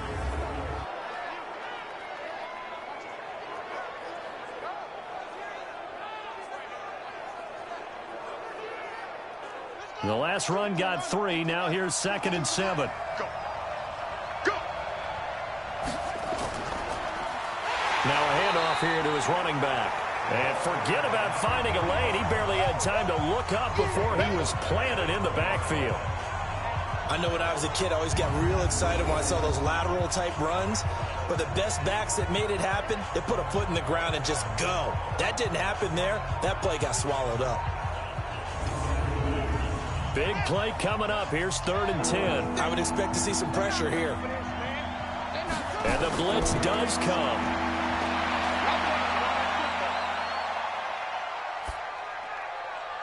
Throwing middle, and it's complete. And stopped a few yards shy of the goal line at the 3.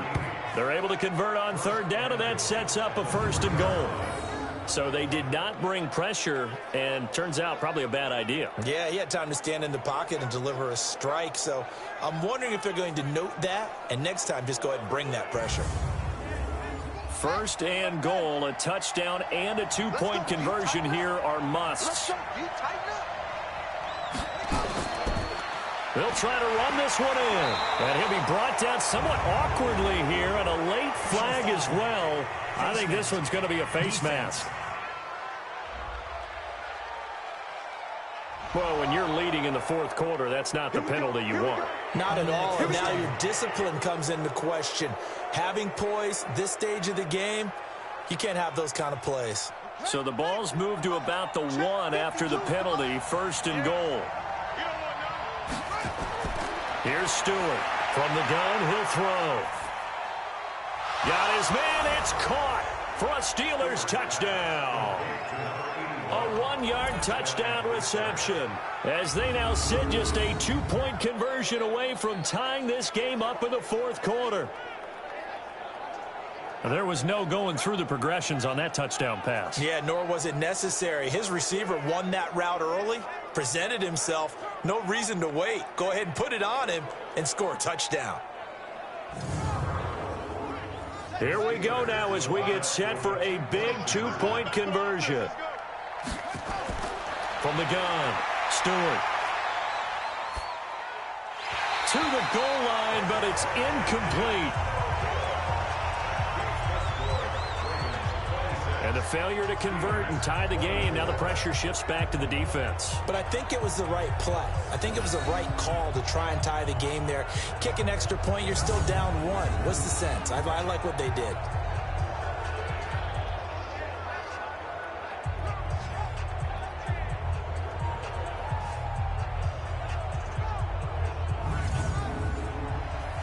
So the lead shaved to 2 now as the kickoff is away. This is fielded at the chalk of the 10. Solid return, pretty good field position. They'll start at the 32-yard line.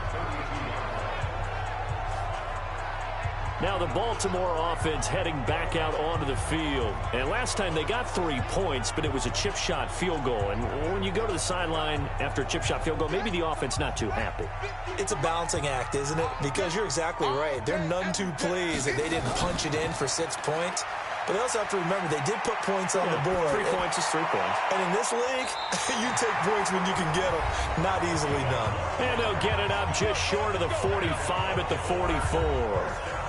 12 yards to pick up there. Good for a Raven first. Some good games going on in the early window. This might be the best of the bunch. On first down, it's Taylor. And a good pickup there. He gets about 6 up to midfield.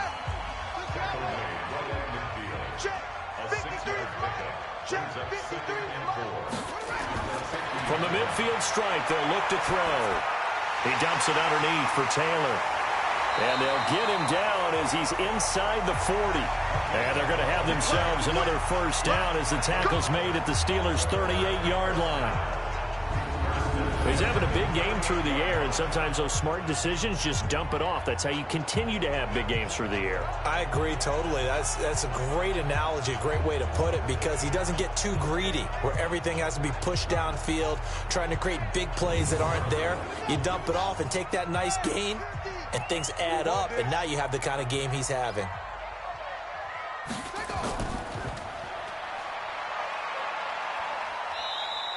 Give him 3 on the keeper there, and it is second down.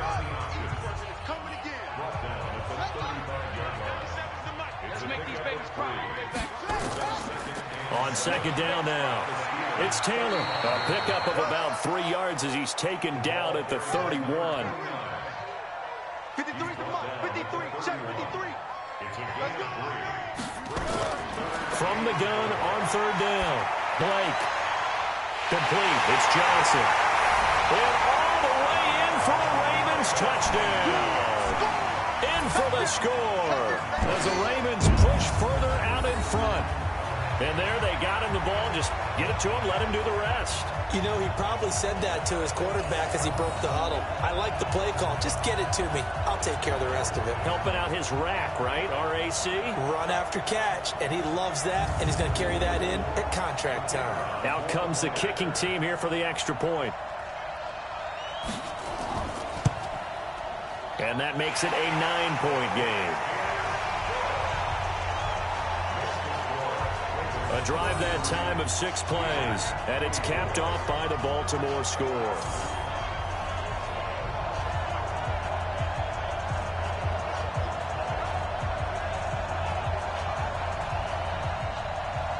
Set now to kick this one away, and off it goes. That'll be taken in the end zone. And no run back here. This will be a touchback, and it comes out to the 25-yard line. Pittsburgh's offense now heading back out onto the field.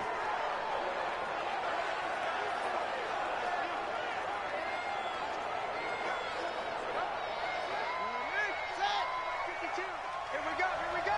Hey, watch left. Come on, baby, come on, let's go. Stewart throwing on first down.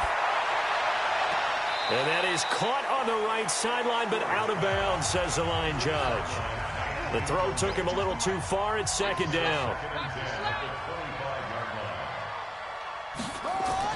Now Stewart throwing again. Looking left side, and he's got a man. It's Ward. The Steelers able to pick up 18 yards there. Let's go, baby. Let's go. This possession means so much for them. They've got to focus on this drive and find a way to make this a one-possession game. Yes. Got to get a score. Yeah, so good with a field goal. Don't necessarily need a touchdown.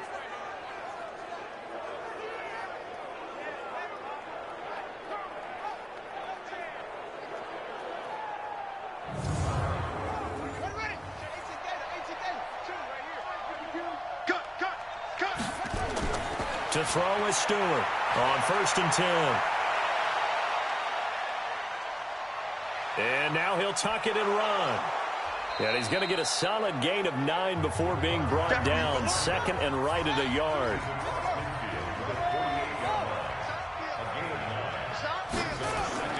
Off the play fake. Stewart.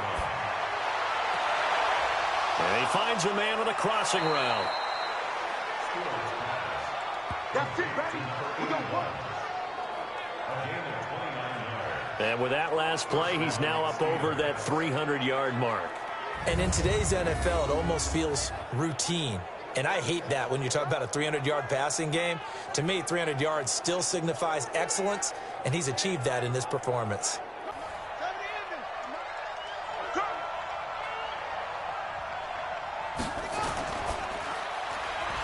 And a quick throw here, that's complete. And they go the wrong way here. Knocked back to the 20. It'll be a loss of 1, and it'll be 2nd and 11. Well, I know it goes against the instincts of the person catching the ball because all you're ever taught is catch the football, don't drop it. But drop it there. Yeah, in that situation, dropping it would have been better. End up losing yardage, even though they completed the pass. As good as a sack. Yeah, how about that? Although they won't get the same credit for it, and it won't help them at contract time. And to give this time to the tailback. This will be a 5-yard pickup as they move it from the 20 to the 15. It'll be a gain of 5, and it's going to bring up a third and about 7 left. This has been an up and down, back and forth type of a game, hasn't it? Maybe this long drive take a little bit of the wind out of their sails, kind of settle things down a little bit. And never good on a pass completion there to go the wrong way, lost yardage. No, for some reason, it seems to work better when you throw it downfield or you can move the ball downfield running it that way, doesn't it? But in this case, if you're the defensive guys, you're energized, executed well, and you caused a lost yardage play. That's going to feel good and look great in film. So on 4th down, out trots the kicker in a big spot here. This just a 35-yard attempt from the left hash. And his kick here is good. And the drive will wind up yielding 3. All right, so they needed 2 scores to get back in the game. The field goal there, maybe not exactly what they wanted, but the necessary first step. There's still time remaining, and there's enough time to get it done. They've got to get at the least a 3-and-out here to get the ball back, preferably a takeaway. This one fielded at the 5. And not a bad return here. He gets it out to the 25-yard line. And now Baltimore gets set to take the field. Right now clinging to a 1-score lead, Charles, and I think operating within that 4-minute offense with a little less than 4 minutes to go applies here, right? It certainly does, and that means the playbook is still wide open. But you are a little bit more careful about what you're calling. You want plays that are going to gain yardage, how would you say it, consistently, right? You don't need the big shots downfield, but make sure the clock continues to run. Pile up the first downs. And the goal, end the game with your quarterback kneeling down at the end, and you still have the lead. Now a deep ball here, hauled in just past the 50. And they're going to have this across midfield and inside the 45. A gain there of 30 big ones. Big plays back and forth just continue. Both offenses excelling. And I hear the excitement in your voice while you're calling this game. This hurts my soul as a defensive player, watching these teams go up and down the field and put points on the board. Do me a favor the rest of the way. Sit back, relax, and just appreciate the offensive dominance that's going on out here. I'll give it a shot. So the big play gets him across midfield now for 1st and 10. Now Taylor. He'll get a nice chunk there on the first down run, and it's 2nd and 4. Clock continuing to run. They'll probably wind this all the way before snapping it on 2nd down.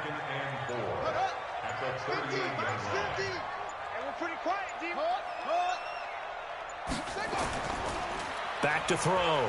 Blake. Complete to Jones. And he's taken down, but not before reaching the 10-yard line. That one nearly 30 yards, 29 officially.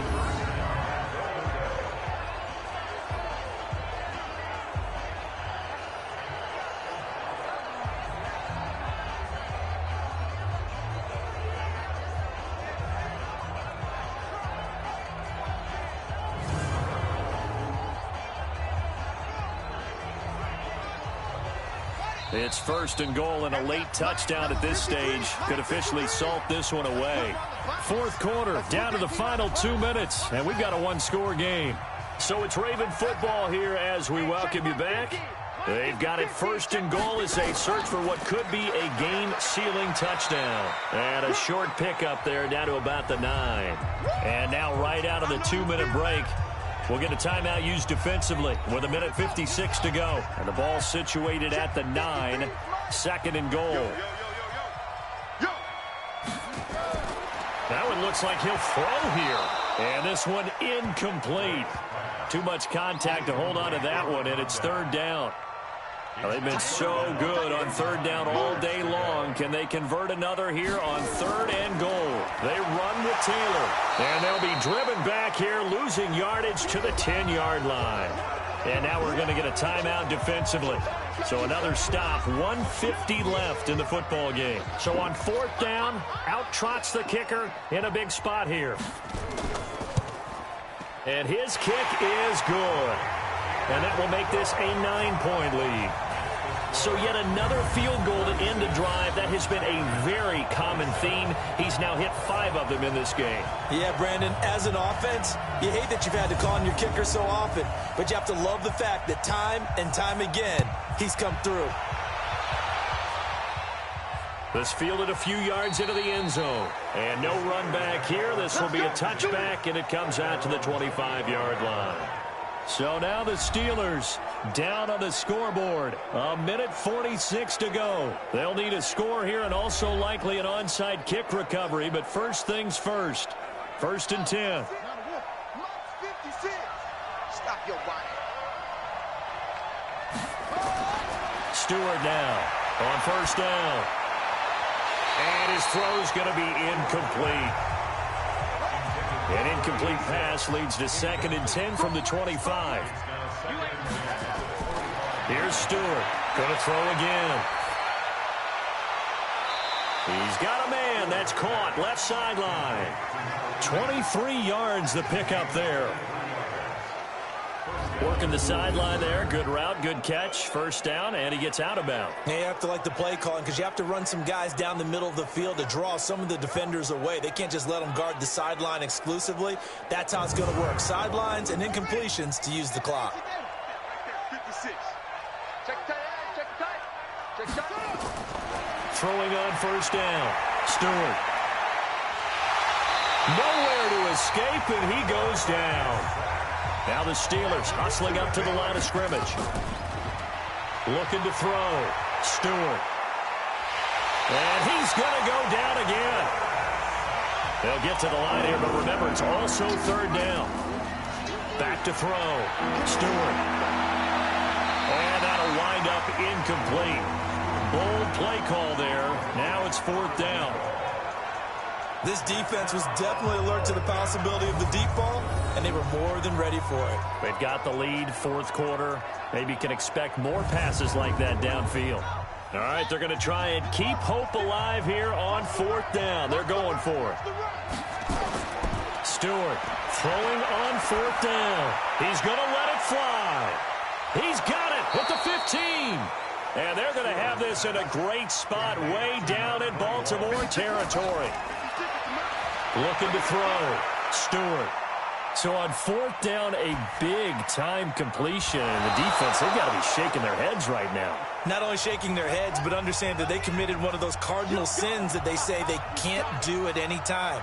They committed an eye violation, had their eyes in one place, and allowed the deep ball behind them.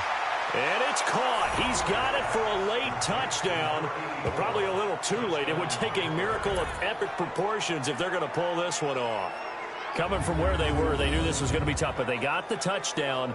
Now they need the miracle, the onside kick and a little extra. Yeah, and you have to get the onside kick and not have the ball bounce around a lot and eat up time. You want to be able to grab it, possess it, and get your offense out there for what you just termed a miracle last chance. Extra point splits the uprights, and that will get them one closer.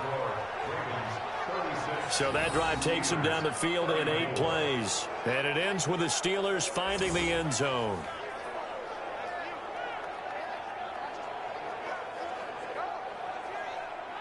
So looking at this situation, you should have time for the onside kick and then at least one play. And this is going to be recovered by the hands team. And that should just about put a capper on this one. They had to go for it with no timeouts remaining, though now this one's as good as over. They gave it an effort. They tried their best, did everything they could to try and get the ball on the onside kick. You're exactly right. They had to try it. It was their only option. And now this game is done. Just take it, kneel, and call it a day. Call that a loss of 5 yards on the play. They will take the knee here, and they will finish this regular season with a victory. So the final seconds tick away in this Baltimore victory. And it wasn't really always pretty. They had their bumps and bruises. Really, both sides did. But they did what they needed to do at home to get the win. Yeah, they really had to grind this one out, didn't they? Because nothing came easy. Every snap was a major league brawl. They had to win at the line of scrimmage, win downfield. They got all those things accomplished. But to win a close one like this, you know, every team wants to be physical. We've heard that a million times, right? But the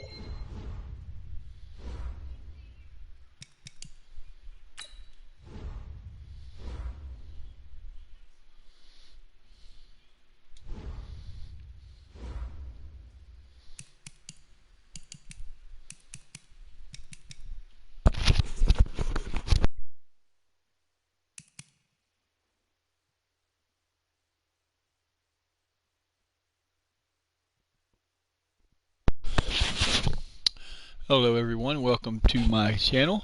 Just watched the final game of the 2002 regular season in the upset victory of the Ravens over the Steelers.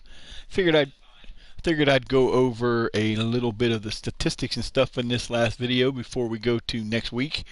Also going to give an opportunity to, if you watch the channel, you watch the games, please do me a favor. If you want to see, I'm gonna do something different this time than I did the last time. In the past when I've done this, I've just went ahead and skipped the wild card round and then went to the straight to the Steelers division round game. But we have 4 games. We have the Colts versus the Jets, Cowboys versus the Bears, Jaguars versus the Chargers, and the Seahawks versus the Falcons. Now, what I was going to do is I was going to take the team that is, since I'll get to that in a second, but I was going to play the game or televise the game that is the worst team with the worst record, be considered the most underdog team, to see which one of them and do that to play tomorrow's game. But what I want to do is I want to offer an opportunity.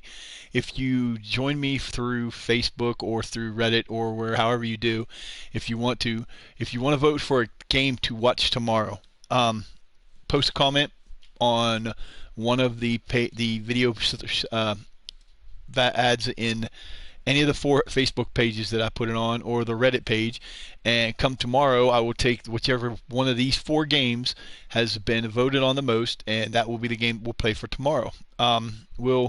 Depending on which game it is, if it's a Sunday game, if it's the Jaguars and Chargers or the Seattle Seahawks and the Falcons, I will go ahead and simulate the other 2 games before that game, or 3 games, depending on which one is chosen, so that there is actually in-game stats to see. Because about the 14th, 13th week into the season, I went ahead and added ownership to all the teams to see if there was a difference in gameplay. And honestly, I think there was.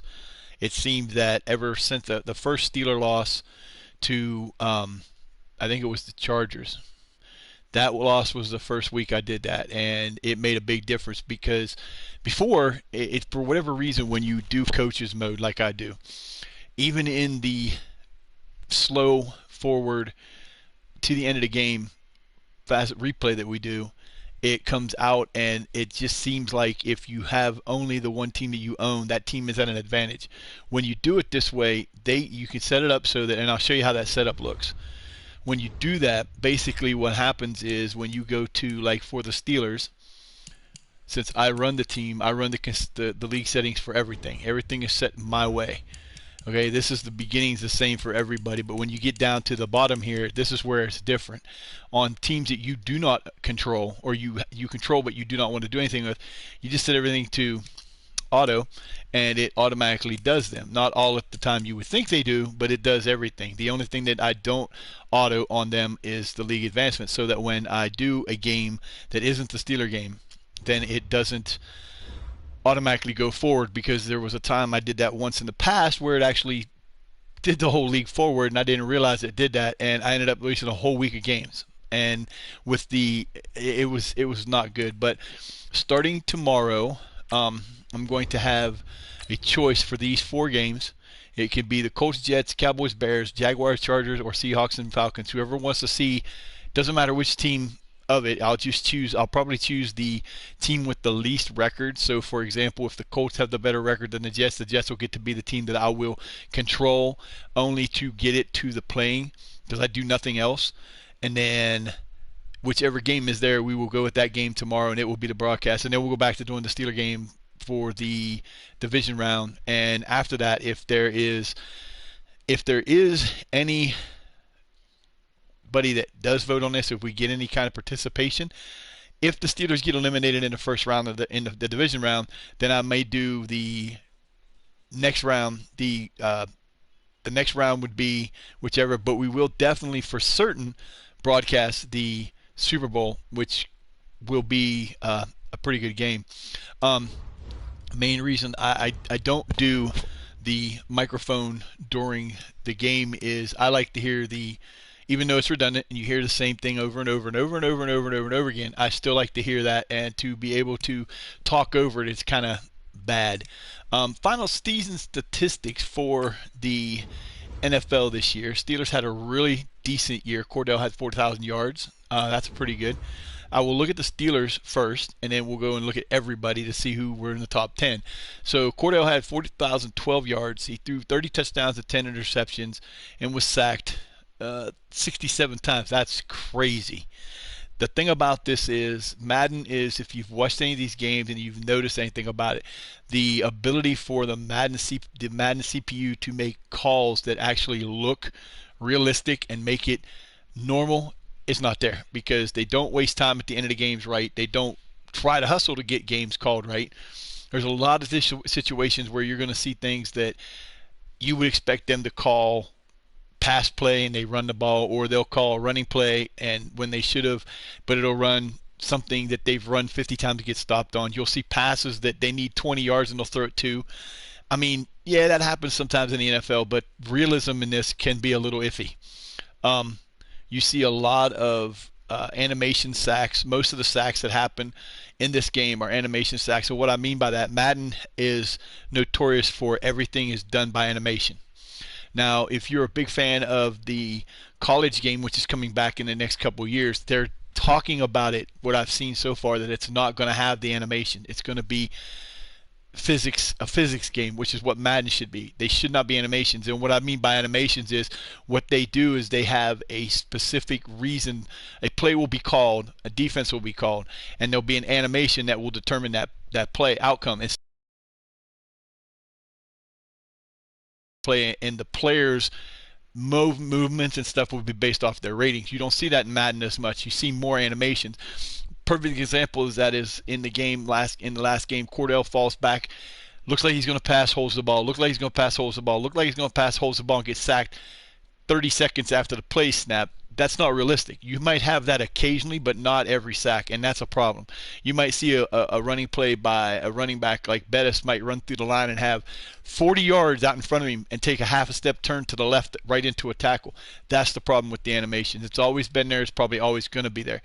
That would solve so many problems if Madden would just listen to the fans and get rid of those animations. The game would be amazing, because quite honestly, there is no way that you can program. And I graduated college with an associate's degree in business and in programming, so I know something about programming. There is absolutely no possible way that you can 100% cover everything that could ever happen in a football game on a play. There's just no way. That would be billions and billions and billions of combinations. It's not going to happen, and that's what makes the game so lacking. The running game with Bettis was hurt most of the year, so he lost out on a lot of games, but he did have 920 yards rushing. So he only ended up 80 yards away from a 1,000-yard game. Zeraway picked up the slack with 1,300 yards. Awesome. 9 touchdowns for Zeraway, 6-4 Bettis, 3 for Fatumu Malafala. I can't say his name right anymore. I used to be able to. Even Stewart got in the game with about 50. Wow, that's a lot of rushes for a quarterback. Not a lot of yards, but he is a rushing quarterback. We had 9 touchdowns for Zeraway, 6 for Bettis, 3 for Malafala, and 1 for Stewart. Not too bad. Fumbles weren't too bad either. The most I see here is we had 6 and 5. So Zeraway had 6, Stewart 5. Heinze got in there with a couple. Terry Allen, who we picked up at the beginning of the season, was a pretty good pickup.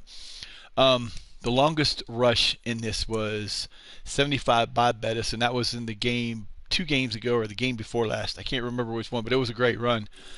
Receiving yards. Receivers. Heinze had 75 catches for 1,000 yards. That's pretty good. Had 6 touchdowns. Had the long for him was a 75-yard catch, which is great. Had 16 games played and had...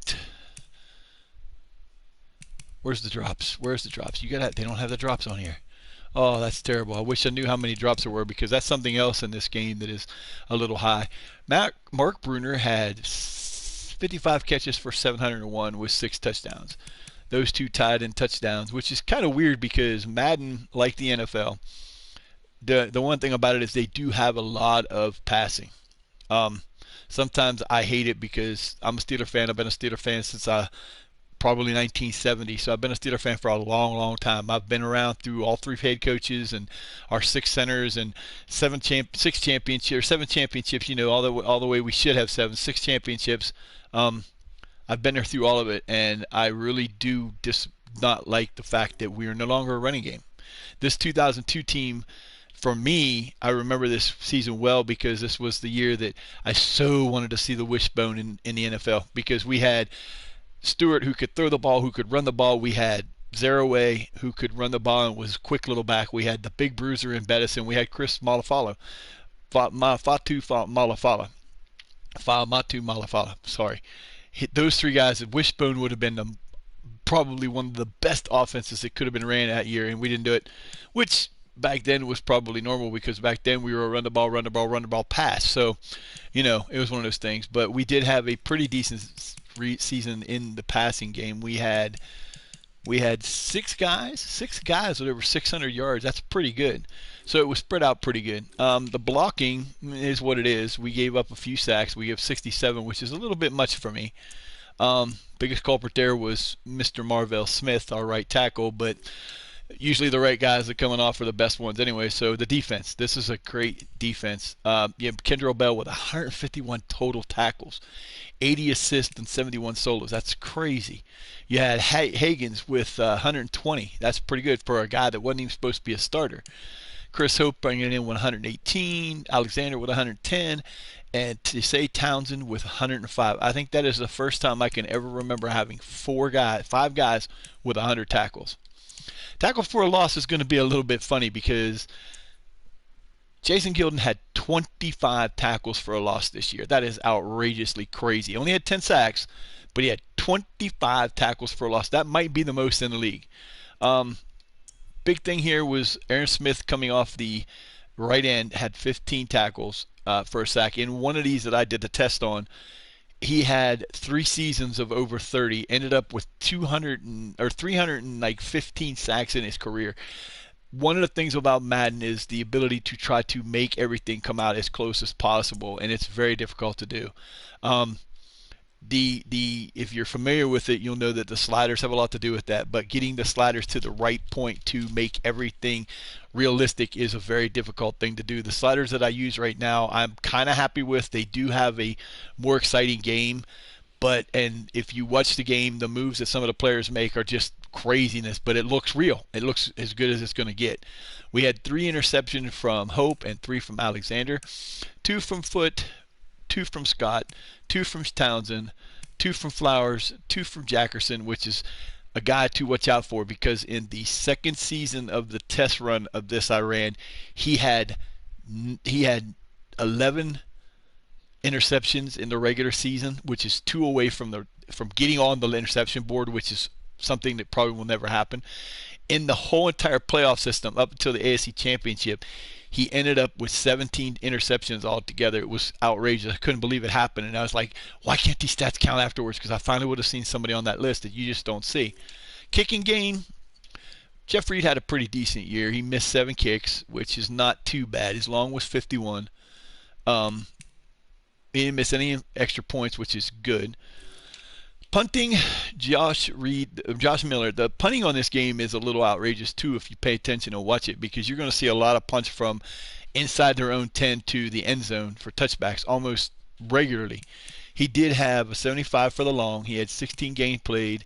Where's my touchbacks here? His touchbacks. He had 25 touchbacks out of 85 kicks. That's not bad. The kick returns, Antoine Randall L. had 55. He got 24. We did not have a touchdown return, which is a very rare thing on this. And the punts, we did not have a punt return. Randall L. had 37 kicks, 6.4 average, so that's pretty even. Now that's the Steelers for the year. Now we'll go and look at the NFL and the guys who had the most. Peyton Manning, of course, playing for the Colts. He had 4,596, and he beat Brady out by 42 yards. That's pretty good. And that is Tom Brady. These two have both been in the league for 3 years so far. So the funny thing is, Brady played for the Patriots in real life up until last year. Later on down the road, I have played this roster set, the 2002 roster set, probably 4 or 5 times in 19 and in 20. Brady never makes it past the first contract. He always gets released and ends up somewhere else. I do not know why. I can't explain it. I've never seen it happen before to another player. I believe Manning will stay with them forever. Bledsoe will retire soon. That's the guy that really drives me crazy, because Doug Flutie, even though he is a decent quarterback, he almost always has a great game against the Steelers, and I can't figure out why. That's your top 6 right there. Manning, Brady, Bledsoe, Flutie, Plummer, and Vick. Passing yards, touchdowns goes to Manning. Times intercepted, the most interceptions were for Rodney Peete.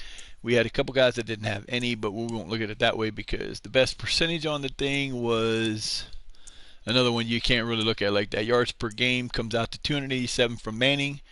My boys didn't make it up there because we just don't do that well. Rushing, Curtis Martin had 1,499 yards. Wow, 89 yards, sorry. 99. My sight's not the greatest, so looking back, I got to look up close. Priest Holmes came in second. Marshall Faulk, Edgerrin James, Sean Alexander, Ahmad Green, and Jamal Lewis. Those are some pretty good names right there. Most touchdowns. Did we get a 20 touchdown guy?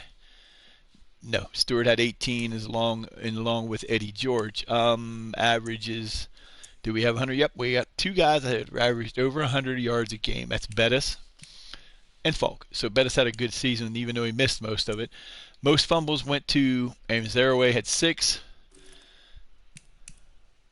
The longest of the year went to Curtis Martin. That was a 94-yard touchdown. I believe that was against us, too.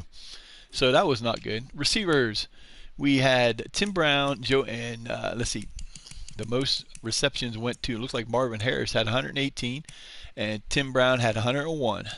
Most yards goes probably to, Tim Brown had 1,404. Best average, 44 for Reese Fountain. Average game, 87 goes to Tim Brown, and most touchdowns went to Marvin Harris with 18. So that's pretty decent there. On the defensive side, looks like Kendrell Bell had 151 tackles to lead the league in tackles. Maurice Alexander had 137, 136 for Henry Crockett. Earl Holmes, who's 129, and London Fetcher 126. Tackles for loss went to Julius Peppers. Julius Peppers had 22. Jason Gillen had 25. And we had Bill Romanowski with 20 and John Curse with 20. Sacks goes to Junior Seau with 18. That's pretty good. Interceptions. Did we have a lot of interceptions? Ooh, we had 6 for Sean Springs from Seattle. So there's your defense. Most field goals made goes to Jeff Reed. We did kick a lot of field goals. I will say that. Yep, he had 31 out of 38. Long, he had, did he say 61? No, that couldn't have been 61. Was that 61? No, 51. Long goes to John Casey from the Panthers, had a 58. There were actually 3 blocks. They had some blocks on there. We had 2 of ours were blocked. And the punting average went to 57 for Chad Stanley of the Bills. The best return man, Tracy Winkins, Westbrook, Desmond Howard, Jermaine Lewis, and Eric Metcalf all had returns. And we had 1. Eddie Drummond had 1 return. So, once again, I thank you guys for watching. If you see this, and I'm a little shaky on the mic, it's the first time I've been on here for a while, so it'll get better as time goes on. There's an opportunity to have a playoff game be played tomorrow, depending on which one it is. If nobody votes, and I don't get any votes on that, I'm going to go ahead and go with the team that has the worst record in the playoffs. If it's a tie, I'll go with whichever one is the I don't know. I'll figure it out somehow. But one of the team's games will be shown. Most likely, I'll tell you right now, if I don't get any votes on this, the game I'm going to go with is the Seahawks and the Falcons. I will fast forward the other 3 games at the beginning of the play. Or whichever games I don't use, I will be fast forwarding at the beginning of tomorrow. So it's going to take a little bit to get to the game. But that's what we're going to do. Right now, we finished the season where we are. Weekly awards for last week I didn't look at. If anybody ever has any questions about what's going on, I'm always live on these games. I always watch them. I just don't talk. I have my answers. If you ever got any questions, go ahead and feel free to come in and join. If we get some questions and stuff going on while we're watching the games, I will get on and start, we can do stuff, talk about football or sports in general if you want to. I don't have a problem with that. But we'll go from there. I thank you guys for watching. Please like and subscribe. I'm going to be doing this every day, every week. There's going to be a game every day. So it'll take about 20 days, give or take. I've been at it 17 right now. You've got you've got 18, 19, 20, 21, 22 weeks altogether. So 22 days. So we have another 1, 2, 3, 4, 5 days to go before the next season starts. The week after the Super Bowl, I will probably do the Super Bowl, and then the next day we'll do the off season. We'll probably do it on mic because that way I can explain what I'm doing the first season. The draft will be done live on here. It'll be pretty interesting. Right now, as it stands, believe we are going to have, depending on what happens in the playoffs, we could have anywhere from the 24th to the 32nd pick. The big thing that makes this league so much fun is the fact that this is a replay of real life. You're taking the 2002 year, and we're doing the 2003 draft class. Our biggest pick in the 2003 draft class was Troy Polamalu. Not going to happen. So we got to figure out what we're going to do after that. We do have some needs in a quarterback because I love Cordell to death, but Cordell is not the answer to our long-term strategies. We got 3 great running backs. I mean, we could running backs out the butt. Good receivers. Tight ends could use some work. Offensive line maybe a little bit. Defensive line is great. Linebackers are great. A little help in the secondary. So we'll see what happens. I will be back tomorrow at normal time around noon. Somewhere in between 11:30 and 12 we'll get started, and we'll go from there. Thanks for watching. Come back and hope to see you guys again next time.